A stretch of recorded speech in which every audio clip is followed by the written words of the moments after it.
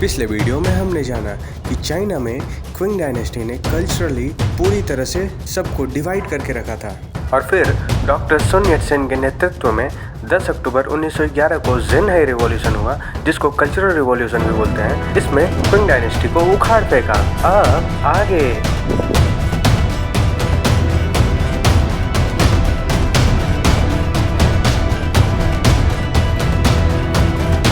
जो ताइवान है इसे अपना नेशनल डे भी मानता है। वो क्यों मानता है आपको ये वीडियो के अंत में पता चलेगा, देखते रहिएगा।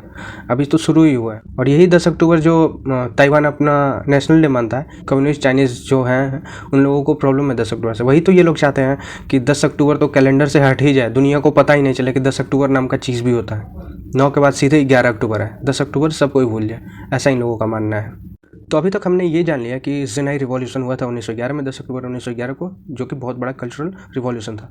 किसके अंडर में होता है? डॉक्टर sun yat-sen के अंडर में।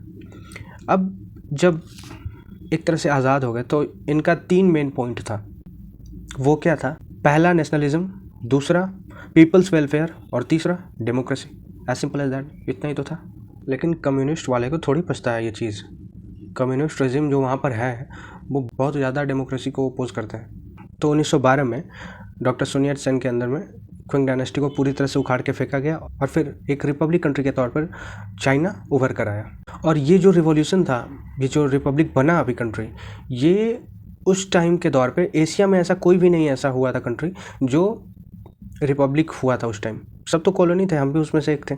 तो ये एक तरह से साइकोलॉजिकल मोटिवेशन था हम सब के लिए।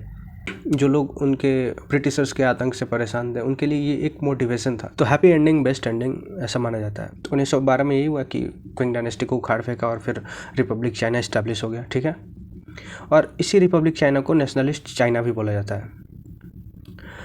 तो जैसे इंडिया में है ना पॉलिटिकल पार्टी, जैसे भारतीय जनता पार्टी या फिर कांग्रेस, ये सब जो भी पार्टी वगैरह है, तो उसी तरह वहाँ पे जो पॉलिटिकल पार्टी था KMT था उस टाइम, कुओमितांग इसको बोलते हैं। तो 1912 में तो अच्छे से ये लोग इस्टेब्लिश हो गए, अच्छी खासी ज़िंदगी जी रहे थे। वो बोलते हैं ना, दिन बीती रात बीती और पता ही नहीं चला ज़िंदगी की खुशियाँ कब ख़त्म हो गई।